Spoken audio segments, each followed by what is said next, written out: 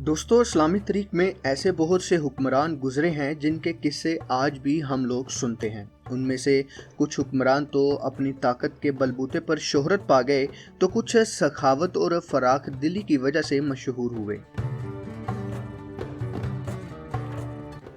आज की इस वीडियो में हम एक ऐसे ही अफ्रीकी बादशाह का जिक्र करने वाले हैं जिनको इंसानी तारीख का अमीर तरीन शख्स कहा जाता है। 5 लाख मुरब्बा मील से जायद की सल्तनत पर हुक्मरानी करने वाले इस बादशाह की फराख दिली ऐसी थी कि जहां से भी ये गुजरते लोगों को तोहफे तहाइफ बांटते चले जाते।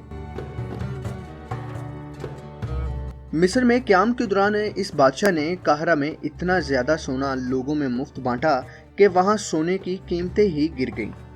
आखिर दोस्तों, ये अमीर तरीन मुसलमान बादशाह कौन थे? इनकी सल्तनत में कौन कौन से ममालिक शामिल थे? आज के दौर में इनकी दौलत का क्या अंदाज़ा लगाया जाता है? आज की इस वीडियो में हम आपको ये सब बताने की कोशिश करेंगे। दोस्तों, जिस बादशाह का हम जिक्र कर रहे हैं, तारीख उनको मनसा मूसा के नाम से जानती है। उनकी पैदाइश कब हुई, इस बारे में मुख्तलिफ लोगों की मुख्तलिफ राय है, लेकिन बाज़ ज़राए के मुताबिक ये 1280 ईस्वी में पैदा हुए थे। मूसा साल 1312 से 1337 ईस्वी तक सल्तनत माली के बादशाह रहे। उनकी हुक्मरानी माली सल्तनत उस वक्त की अमीर तरीन सल्तनत बन चुकी थी। मूसा के दौर में सल्तनत माली बहरा ओकियानूस से लेकर दरियाए नाइजर तक फैली हुई थी। सहराए सहारा और अफ्रीका के बहुत से जंगलात इसी सल्तनत का हिस्सा थे। इस अजीम शान सल्तनत में दौरे हाजिर के अफ्रीकी ममालिक माली, सेनेगाल, गमीबिया, नाइजर चाड, नाइजेरिया, मोरितानिया और बर्किना फासो शामिल थे। दोस्तों, सल्तनत माली की बुनियाद दरहकीकत 1235 ईस्वी में संजाता नामी बादशाह ने रखी थी, जो बाद अज़ां उस सल्तनत के पहले बादशाह भी बने। मनसा मूसा संजाता के भाई के पोते थे। मूसा उनका असल नाम था, जबकि मनसा मुकामी जुबान में बादशाह के लिए इस्तेमाल होने वाला लफ्ज़ था। मनसा मूसा बादशाह कैसे बने, ये दोस्तों एक दिलचस्प कहानी है। बाज़ रवायात के मुताबिक मूसा से पहले तख्त माली के सरबराह अबू बकर दोइम नामी बादशाह थे। अलबत्ता इब्ने खल्दून ने अपनी तहरीरों में लिखा है कि उस वक्त माली के बादशाह का नाम इब्ने को था।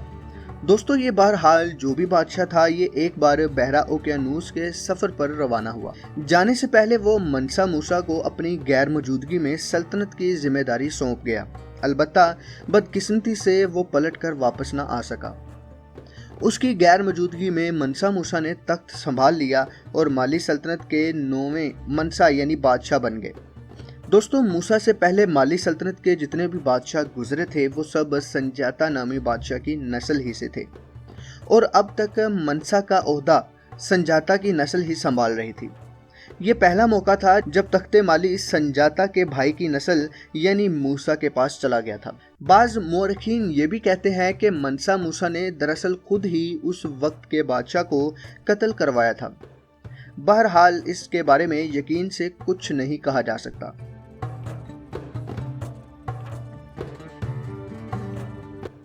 माली सल्तनत की दौलत की बड़ी वजह यहाँ पाए जाने वाले सोने, नमक और दीगर कीमती मादनी ज़खायर थे, जिनकी पूरी दुनिया में बहुत मांग थी और उनकी फ़रोग से बहुत पैसा इकट्ठा हो जाता था। मूसा के दौर का सबसे मशहूर और मकबूल किस्सा उनके हज का सफ़र है। कहा जाता है कि मूसा उस हज की सफ़र की तैयारी बरसों से कर रहे थे। ये सफ़र ऐसा शानदार था कि पूरी दुनिया की तवज्जो सल्तनत माली के उस बादशाह की जानब मतलूब हो गई थी। आइए दोस्तों, इस सफ़र के बारे में ज़रा तफसील से जानने की कोशिश करते हैं। इस सफ़र के लिए आसपास के इलाकों से हज़ारों गुलाम खरीदे गए थे।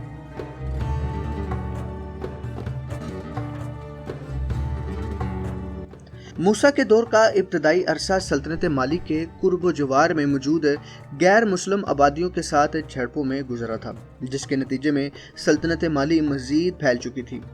मज़ीद छोटे बड़े शहर भी मूसा के कंट्रोल में आ चुके थे, जिससे मूसा की शोहरत, रोब और दबदबा आसपास के इलाकों में भी फैल चुका था। 1324 में मूसा अपने बेटे को सल्तनत का आजिज़ी कंट्रोल देकर खुद हज के सफ़र पर रवाना हुए। दोस्तों, इस अजीम शान काफिले में 60,000 अफराद शामिल थे, जिन्होंने बेशकीमती ब्रोगेड और फारसी रेशम के खूबसूरत लिबास पहन रखे थे। उनके हमरा 12,000 गुलाम भी थे। हर गुलाम ने तकरीबन 2 किलोग्राम सोने की ईंटें भी थाम रखी थी और कीमती रेशमी लिबास भी पहन रखे थे। इनके अलावा भी लोग उस काफिले का हिस्सा थे, जिनके जिम्मे सफरी सामान की हिफाजत थी। इस सामान में सोने चांदी से भरे हुए हजारों थैले भी शामिल थे। मुअर्रिखीन के मुताबिक इस काफिले में 80 ऊंट भी शामिल थे और हर ऊंट पर तकरीबन 130 किलोग्राम तक सोना लदा हुआ था। इस काफिले में तमाम अफराद और जानवरों के खाने पीने का इंतजाम मूसा के जिम्मे था।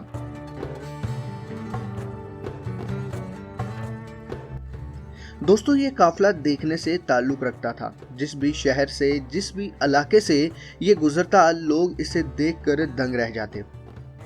मनसा मूसा जहां से गुजरते, लोगों को सोना और दीगर कीमती तोहफे तहाइफ बांटते चले जाते।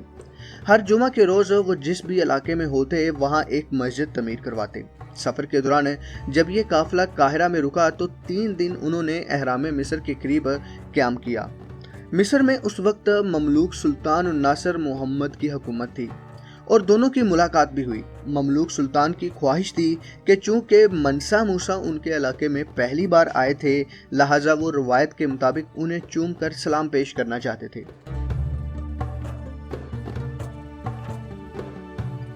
लेकिन मनसा मूसा ऐसा नहीं करना चाहते थे, लेकिन क्योंकि ये एक रस्म थी तो ना चाहते हुए भी मूसा को बहरहाल ऐसा करना पड़ा। बाद अज़ां उन दोनों में तहाइफ का तबादला भी हुआ।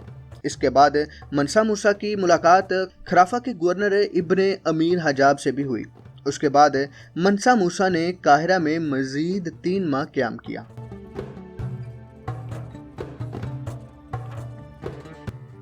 दोस्तों, इन 3 माह में मूसा ने इतना सोना बांटा कि मिस्र में सोने की कीमतें ही गिर गई। मशहूर अरबी मुअर्रिख अल-अमरी के मुताबिक जब वो मूसा के इस सफ़र के तकरीबन 12 साल बाद काहिरा गए तो वहाँ के लोग अब तक मूसा के गीत गा रहे थे और इतना ज़्यादा अरसा गुजरने के बाद भी सोने की कीमतों में इजाफा नहीं हुआ था। मूसा की दौलत और शाख खर्ची की खबरें अब यूरोप तक जा पहुंची थी।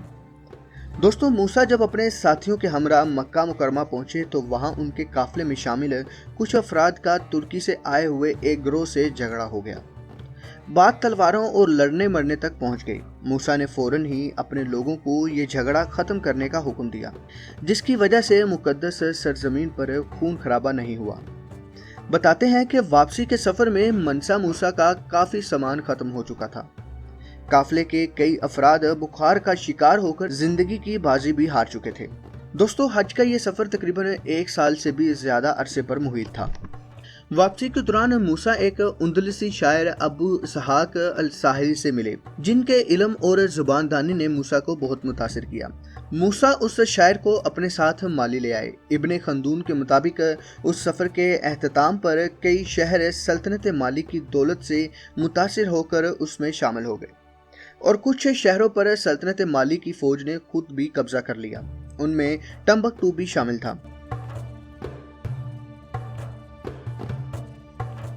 मूसा की ये सल्तनत इतनी वसी हो चुकी थी कि उसके एक सिरे से दूसरे सिरे तक जाने में पैदल 1 साल तक का सफर लग जाता था। मूसा ने इस अरसे में दीगर मुसलमानों से भी अच्छे तल्लुकात कायम कर लिए थे। दोस्तों, मनसा मूसा और सल्तनत माली की शोहरत मगरबी फिरका में तो पहले ही थी, लेकिन हज के सफर के बाद तक मनसा मूसा के चर्चे शुमाली अफ्रीका और यूरोप में भी हो रहे थे। वापस आने पर मूसा ने अपनी सल्तनत की तमीरें नो की। उन्होंने उंदलस, स्पेन और काहिरा से बेहतरीन तमीरात को बुलाया। बड़े शहरों जैसा कि काओ और टम्बकटू में बड़ी बड़ी इमारतें और मसाजिद तमीर करवाई गई। उनको सोने, चांदी और कीमती पत्थरों से सजाया गया। टम्बकटू में एक बहुत शानदार इस्लामी यूनिवर्सिटी भी बनवाई गई। यहाँ दुनिया भर से स्कॉलर्स आते। पूरी दुनिया से किताबें मंगवा कर इस यूनिवर्सिटी में रखी गईं। अब तक तमाम दुनिया में सल्तनत माली का बोलबाला हो चुका था। दोस्तों ये सल्तनत खूब तरक्की कर रही थी, इसकी मईशत भी बहुत मुस्तहकम हो चुकी थी, लोग भी खुशहाल थे। लोग दूसरे ममालिक से हिजरत करके यहाँ आते और यहीं के होकर रह जाते थे। तकरीबन 400 के करीब छोटे बड़े शहर और कस्बे इस वक्त सल्तनत माली का हिस्सा थे। टम्बकटू उस सल्तनत का तजारती, सकाफती और इस्लामी मरकज बन चुका था। दोस्तों पूरी दुनिया से ताजिर यहाँ आया करते थे। इस सब से इस्लाम को भी बहुत फरोग हासिल हुआ और इस्लामी ममालिक में भी भाईचारा कायम हुआ। माली सल्तनत पूरी दुनिया में दौलत और खुशहाली की अलामत बन चुकी थी। दोस्तों मनसा मूसा की वफात 57 वर्ष की उम्र में 1337 ईस्वी में हुई थी। मूसा 25 साल तक माली सल्तनत के बादशाह रहे। ये उस सल्तनत का सुनहरा तरीन दौर था। मूसा की कुल दौलत का अंदाजा लगाना तो आजकल बहुत मुश्किल है, लेकिन कुछ माहिरीन का कहना है कि उनकी दौलत तकरीबन 400 बिलियन अमरीकी डॉलर के करीब थी। दोस्तों ये कितना बड़ा फिगर है, इसका अंदाजा इस बात से लगाएं कि आजकल के सबसे अमीर समझे जाने वाले शख्स एलन मस्क की नेटवर्थ तकरीबन 270 बिलियन डॉलर है, जबकि अमेज़न के मालिक जेफ बेजोस की 153 मिलियन डॉलर है। यानी दोस्तों मनसा मूसा आजकल के दौर के अमीर तरीन शख्स से भी कई गुना ज्यादा दौलतमंद थे। मूसा की मौत के मौरखीन ने कोई खास वजह तो नहीं बताई, अलबत्ता उनकी वफात के बाद उनके बेटे ने सल्तनत माली संभाल ली थी, लेकिन वो उसकी हिफाजत ना कर सके। वादी सल्तनत आहिस्ता आहिस्ता टूट फूट का शिकार हो गई, तजारत खत्म होती चली गई, खुशहाली का दौर भी खत्म हो गया और आखिरकार यूरोपीय अक़वाम उस पर काबज हो गई। कहा जाता है कि अगर मूसा के दौर में यूरोपीय अक़वाम सल्तनत पर हमला करती तो फौजी कुव्वत के आगे कभी भी टिक ना पाती। मशहूर सियाह इब्ने बतूता ने 1354 में यहाँ का दौरा किया और उन लोगों की सकाफत की बहुत तारीफ की। 16वीं सदी में सल्तनत माली का मुकम्मल तौर पर खात्मा हो गया और ये सिर्फ एक छोटा सा मुल्क बनकर रह गया जिसे आज भी हम माली के नाम से जानते हैं। टम्बकटू और काओ जो किसी जमाने में बड़े अजीमशान शहर थे, आज भी सल्तनत माली का हिस्सा हैं। टम्बकटू में कायम की गई इस्लामी यूनिवर्सिटी आज भी मौजूद है और सल्तनत माली के सुनहरी दौर की याद दिलाती है। इसके अलावा मूसा की तमीर शुदा कुछ मसाजिद भी आज पाई जाती हैं। दोस्तों मूसा ने अपने इक़्तिदार के दौरान सल्तनत माली की किस्मत ही बदल कर रख दी थी। मूसा ने इस्लामी दुनिया को भी एक दूसरे के करीब लाने में अहम किरदार अदा किया था, लेकिन बदकिस्मती से उनकी यह सल्तनत उनके बाद चल ना पाई।